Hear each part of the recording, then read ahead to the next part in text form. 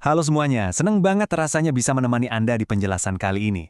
Hari ini, kita bakal ngebahas sebuah sistem yang, jujur aja, sering banget kerja dalam diam, tapi sebenarnya dia ini pahlawan tanpa tanda jasa di hampir semua gedung besar, rumah sakit, sampai pabrik-pabrik di seluruh dunia.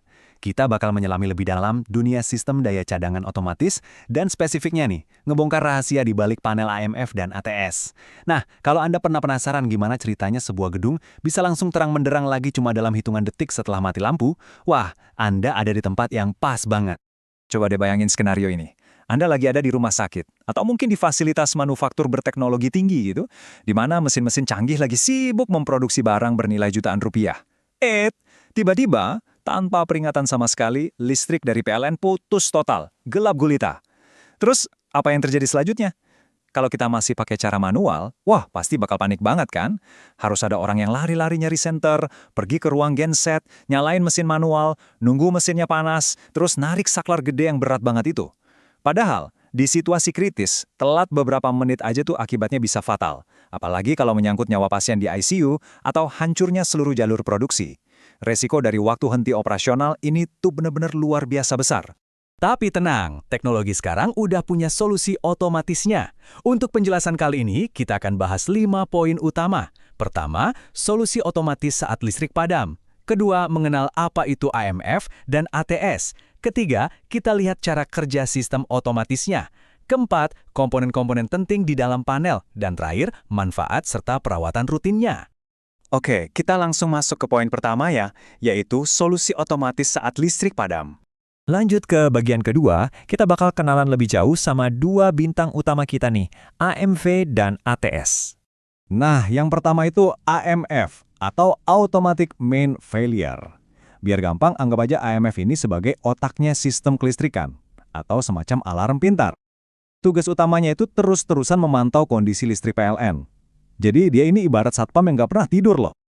Begitu dia mendeteksi ada masalah, entah itu mati lampu total atau tegangannya tiba-tiba drop dan nggak stabil, AMF ini langsung action. Dia bakal ngirim perintah ke genset, ngebangunin mesinnya dari mode siaga, dan nyuruh mesinnya buat pemanasan sebentar. Kalau AMF tadi tugasnya nyalain mesin, nah pasangannya ini namanya ATS, singkatan dari Automatic Transfer Switch. Anda bisa bayangin ATS ini sebagai pengatur lalu lintas listriknya. Gini, genset yang udah nyala itu kan gak tiba-tiba nyambung gitu aja ke bangunan kita, ya kan? Harus ada yang ngarahin jalurnya. Disinilah ATS beraksi. Dia mindahin beban listrik dari jalur PLN yang lagi mati ke jalur genset yang baru aja nyala tadi. Dan semuanya ini terjadi otomatis tanpa ada orang yang narik-narik tuas manual. ATS ini juga mastiin proses berpindahannya aman dan ngelindungin alat-alat elektronik Anda dari lonjakan arus. Jadi, walaupun sekarang ini mereka sering banget digabung dalam satu panel digital yang modern, penting banget buat kita paham perbedaannya. Simpelnya gini, AMF ngurusin mesinnya, dia yang deteksi mati lampu dan ngehidupin genset. Sedangkan ATS ngurusin listriknya, dia yang ngatur kemana aliran listrik itu harus jalan, dan ngelakuin perpindahan jalurnya secara fisik. Mereka ini benar-benar kerja bareng sebagai satu tim yang super solid. Oke, masuk ke bagian ketiga. Gimana sih cara kerja sistem ini dari awal sampai akhir?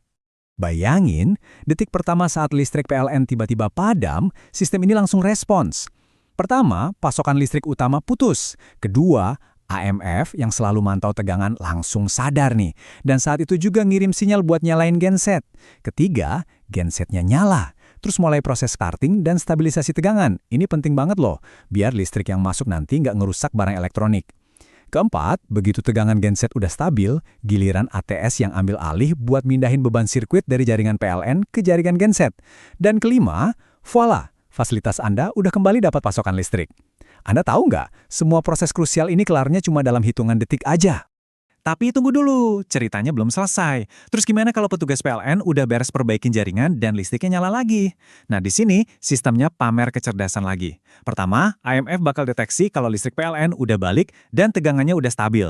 Kedua, ATS dengan mulusnya mindahin beban tadi kembali ke PLN. Ketiga, nah ini menariknya, genset gak langsung dimatiin gitu aja secara mendadak. Modul AMF bakal nyuruh genset buat masuk ke mode cooling down atau pendinginan dulu selama beberapa menit. Ini biar mesinnya awet. Baru deh, di langkah keempat, mesin genset mati sendiri dan kembali ke mode standby. Keren banget kan?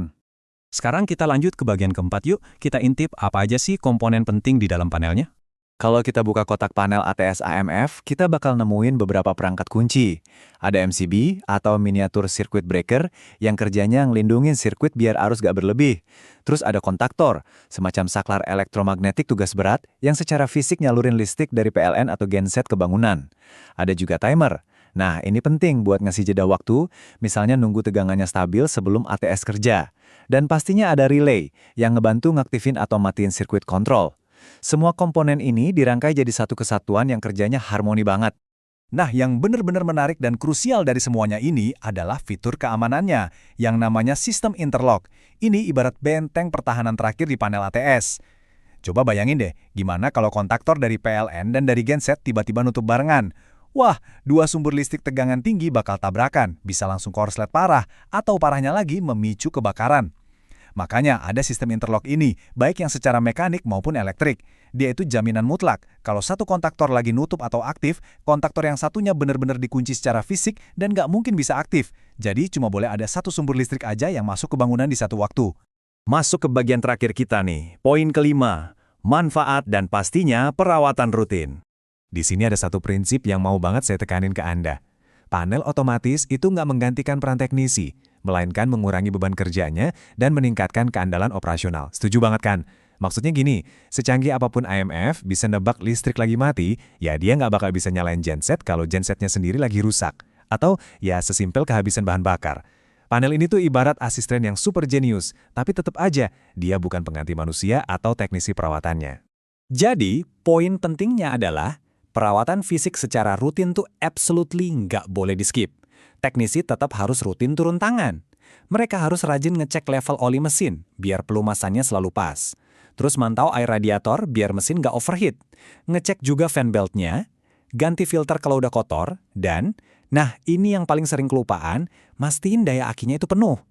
Kenapa aki ini vital banget? Soalnya si AMF butuh banget arus DC dari aki ini buat ngehidupin dinamo starter genset.